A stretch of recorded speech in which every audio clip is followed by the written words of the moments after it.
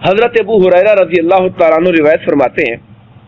کہ رسول اللہ صلی اللہ علیہ وسلم نے ارشاد فرمایا، جب نماز کے لیے آذان دی جاتی ہے تو شیطان پیٹ پھیر کر بھاگ جاتا ہے۔ آذان کے الفاظ میں اللہ نے اتنی ہیبت رکھی ہے، اتنا وقار رکھا ہے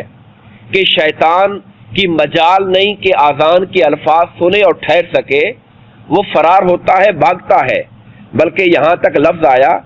کہ زور سے ہوا خارج کرتے ہوئے بھاگ جاتا ہے، یعنی اس طرح سے جیسے کوئی بندے پر دباؤ آتا ہے اور بہت بڑا بوجھ پڑتا ہے اور اس بوجھ کی وجہ سے وہ اپنی ہوا خارج کرتے ہوئے بھاگ جاتا ہے وہاں سے، اور جب آذان ختم ہو جاتی ہے تو واپس آ جاتا ہے۔ جب نماز کی تکبیر کہی جاتی ہے، جو ہم نے ابھی پڑھی نماز سے پہلے اقامت تکبیر، تو پھر بھاگ جاتا ہے چونکہ الفاظ وہی آذان والے ہوتے ہیں، اور جب اقامت ختم ہو جاتی ہے تو واپس آ جاتا ہے، اور جب انسان نماز شروع کرتا ہے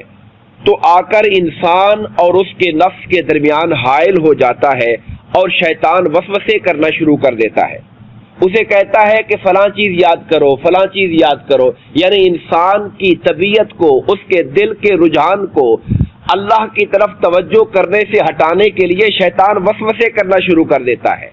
اور اس کو نماز سے اس کی توجہ کو ہٹانا شروع کر دیتا ہے، یہاں تک کہ انسان کو پتہ نہیں چلتا کہ اس نے کتنی رکعتیں پڑھی ہیں اور کون سی رکعت کے اندر کھڑا ہوا ہے۔ اس طرح شیطان ہمارے خیال پر، ہماری سوچ پر حاوی ہو کر ہمیں نماز سے دور کر دیتا ہے۔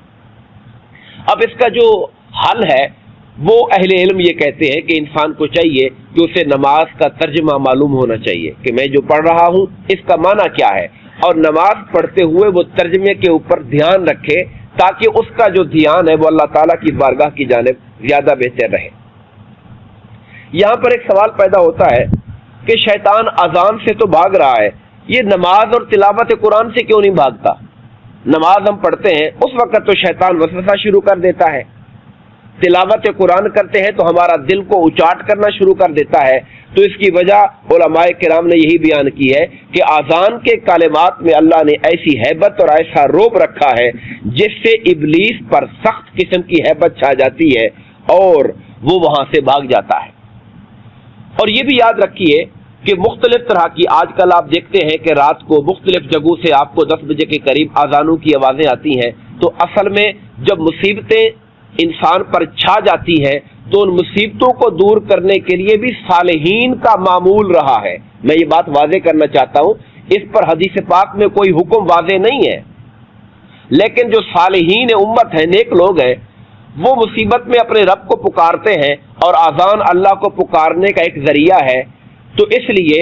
اس کو صالحین کی طریقہ اور سنت کہا جا سکتا ہے، مگر یہ کوئی ایسا حکم نہیں ہے کہ ہم کہیں کہ حکم شرعی ہے کہ ایسا ہو تو کیا جائے اور ہر بندے پر ضروری ہے کوئی نہ کرے تو گناہگار ہے۔ اس لیے ہمارا معاملہ یہ ہے کہ جو لوگ آذان دے رہے ہوتے ہیں ہم ان کو روکتے نہیں ہیں، اور جو نہیں دے رہا تو اس کو کہنے اور اس کو کہلوانے کی بھی ضرورت نہیں ہوتی، کیونکہ یہ محض ایک مستحب عمل ہے اور ایک صالحین کا طریقہ ہے۔